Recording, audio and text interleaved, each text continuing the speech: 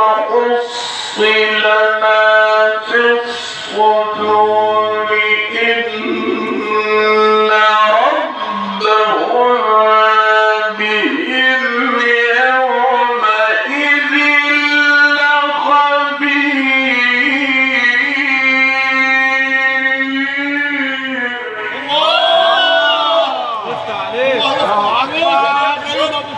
لفت عليك لفت عليك